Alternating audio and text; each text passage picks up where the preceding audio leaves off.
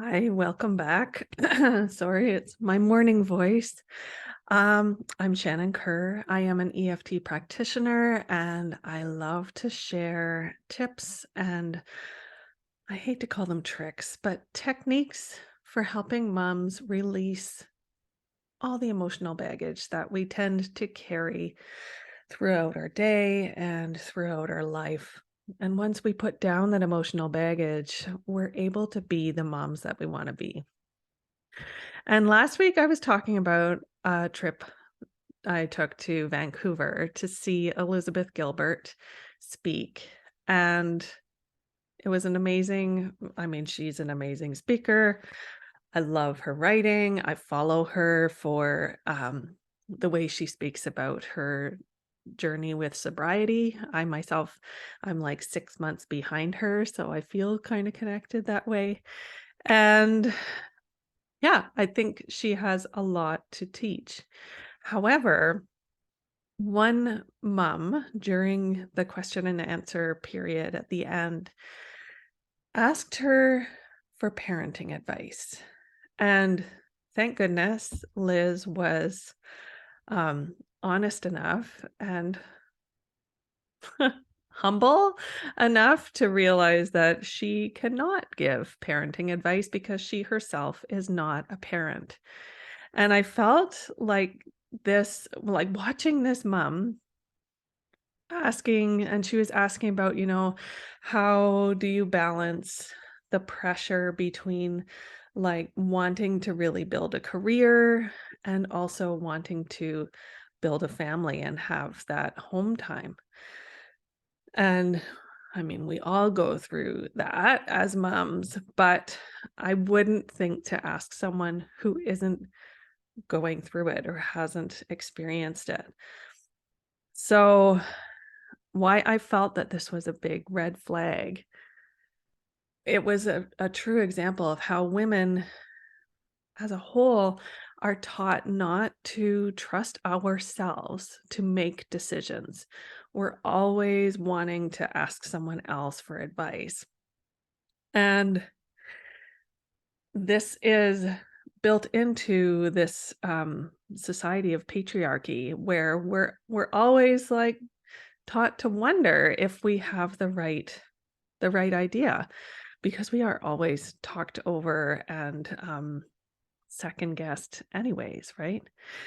And so in your own life, like how often do you feel compelled to like do a little survey of your friends before you choose something? I know I've done it. Like we have a very active local Facebook group that I will use if I'm like looking to buy a new mattress or asking about where's the best place for a curly haired woman to get her hair cut locally.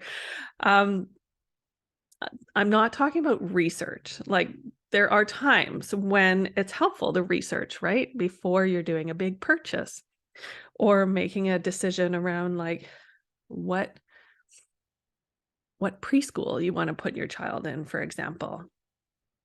Asking people how they like their experience with this thing is going to help you get clear on what exactly you're looking for. The problem is that this research can turn into procrastination and overthinking if you're not trusting yourself. If you're not kind of putting a limit on, um, okay, I'm going to ask 3 people to find out this thing, and then I can make a decision instead of imagining that there's going to be a perfect answer. And this worrying that you're going to make the wrong choice is going to lead to anxiety. So I want to do some tapping with you because, of course, that's what I do. So when you notice yourself worrying about a decision, that's great. Noticing the worrying is that first awareness in like taking down the the charge, right? That emotional static that you're feeling. So noticing, okay, I've been like running this thought through my head multiple times. I've been trying to imagine all the different scenarios. What does that feel like? Those racing thoughts? Or does it come as tension in the shoulders? Or when you're trying to make a choice, do you feel sick to your stomach? So, vent tapping to acknowledge the way that you feel about um, trying to make the right decision helps to acknowledge the stress that you're carrying right now. And that actually helps to release the stress and the tension that you're carrying. So check in with yourself, thinking about something that you're trying to decide right now. We always have something. Um, whether it's, the next purchase or the next trip or the next yeah, what are you going to have for dinner? All of these little decisions that we are always making, right? And check in to notice how intense that worry is feeling on a scale of 1 to 10. And then you can literally just tap out those feelings, listing them out as you tap through the body points. So starting on the side of the hand, even though I have these worried thoughts, I still love and accept myself. Even though I feel worried about making this decision, I still love and accept myself.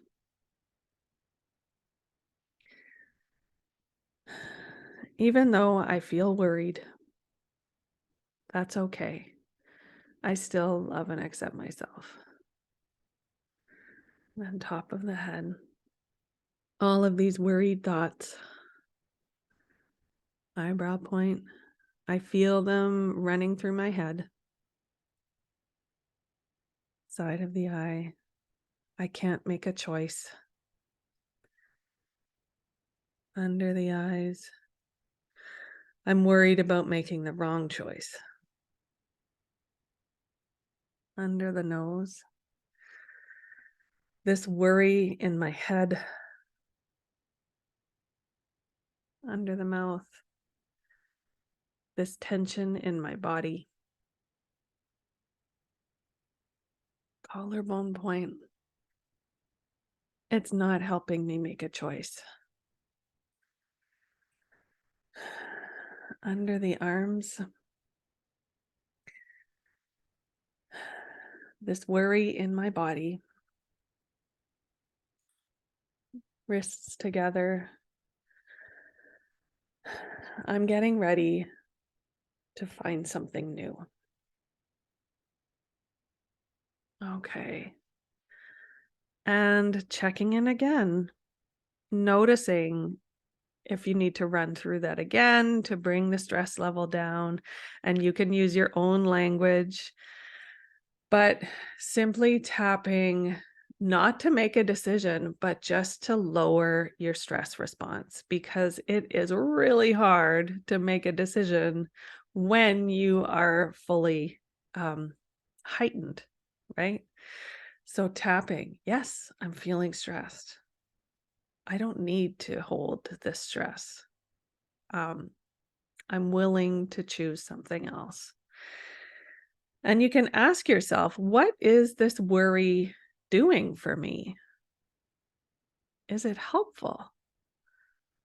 Your brain believes that it needs to keep all the information, all the possibilities at the top of your mind so that it can create this perfect solution for you.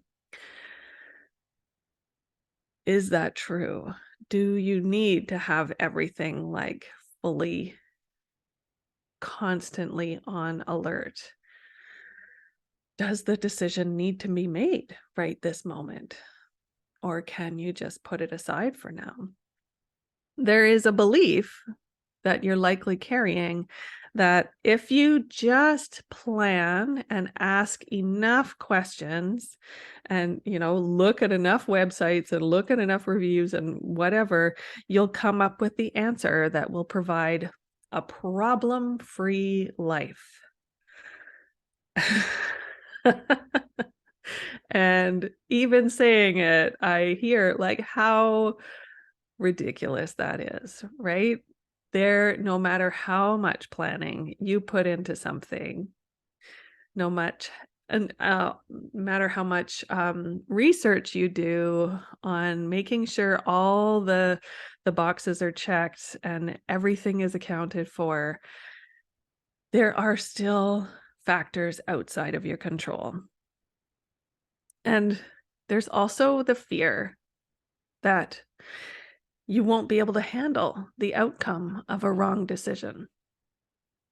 If you make a choice and it turns out it didn't work out, let's say back to that preschool idea, you choose a preschool, you get there, and actually your kid just doesn't connect with the teacher, or the schedule doesn't work for your family. Something doesn't work.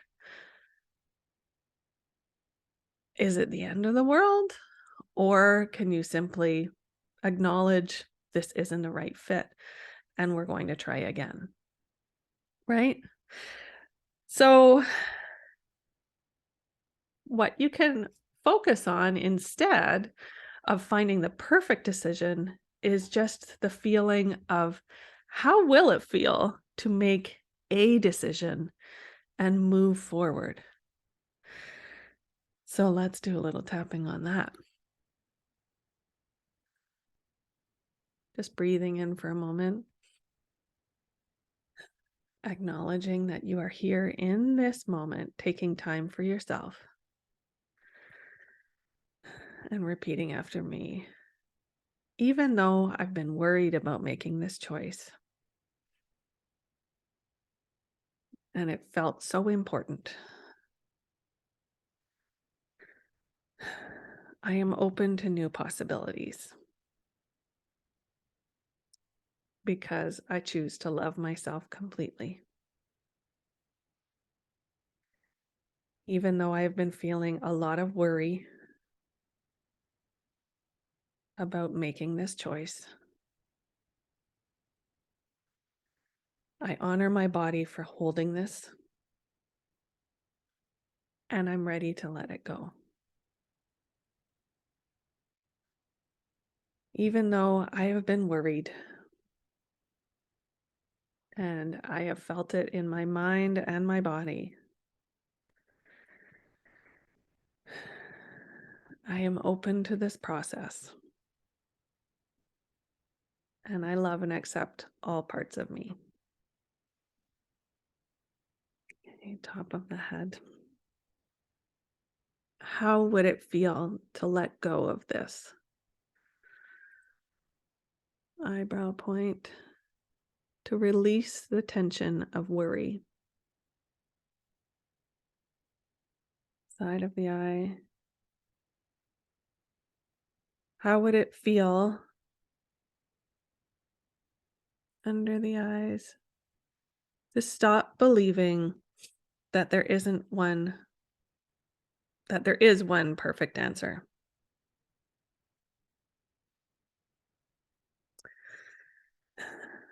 Under the nose. How would it feel to have confidence? Under the mouth. To believe in my abilities to handle what comes next.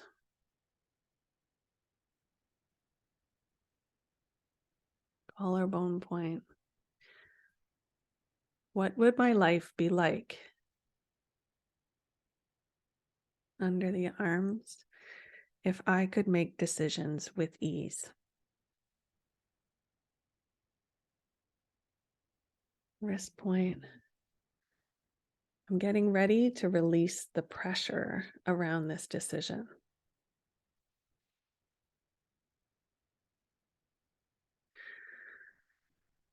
So again, checking in, how does that feel? That maybe there is not just one answer to this decision. Maybe there's possibles, and just choosing one will allow you to move forward. No one is, there's no teacher watching to see if you made the right choice and giving you an A plus on this decision. Moving forward and choosing something will feel so much better, right? And thinking back to that thing that you've been worrying about, something that you've been trying to choose, consider the end goal. What are you making this decision for? What are you actually trying to decide or create? And if it's something for your family, what is that decision, like the goal for your family? And how can you reverse engineer that decision? So when I was thinking this through, I was thinking like, okay, family vacation. I get stuck in making decisions around like where to go, what to do, da da da da da. The goal for a family vacation is I would hope to enjoy ourselves, right? To have fun. Um, and we can think about what do we want to do as a family, thinking about the location. But reverse engineering, you're going to start planning when are we going on this trip first, making that decision, getting that decision made first before worrying about where, right? Just get one decision made and then move to the next, where or what do we want to do? And that will help to decide where. Do we want to go do a lot of ocean swimming? Okay, that narrows it down. Or do we want to be at a lake? That narrows it down. Does the family want to do hiking? That narrows it down. And just working backwards that way instead of like having to make all the choices all at once. So again, keeping your decisions based on ease and joy, um, and also knowing like you can also forgive yourself and okay, I made that choice. Turns out this isn't going to work. I can take a redo and make it again, right? And when you stop imagining that there is a wrong choice possible, it makes it easier. Just making a choice, moving forward. Because again, no matter how perfectly you plan, you're not going to be able to control everything that happens next. Last year, thought we had an awesome family trip planned, and we picked up COVID on the ferry, right? Other times we've gone, set up the perfect campsite, the perfect situation, and thunderstorms. These things are going to happen.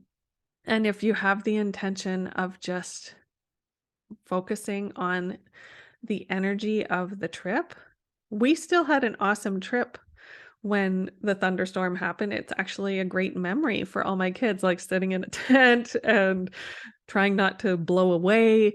Um, having that intention of we are doing this trip because we want to spend time together, we want to be connected, not so much having like the Instagram perfect situation. It helps to keep your intention focused on just simplicity for your own peace of mind. So, doing a bit of research, but then keeping a limit on it and choosing to move forward with decisions because you are the one living your life. There's no one giving you a grade, and you are the expert on you. So, trusting in yourself and every decision will feel perfect. I hope this helps. And if you enjoyed the tapping, comment below how it felt to take the pressure off these decisions. Do the like and follow. And if you aren't on my email list already, please join in. I will pop a link in the in the stuff. And I send weekly journal prompts and tapping situations for you to start letting go of these stressful thoughts so that you can enjoy your life better as a mom. All right. Have a great week. I'll see you next.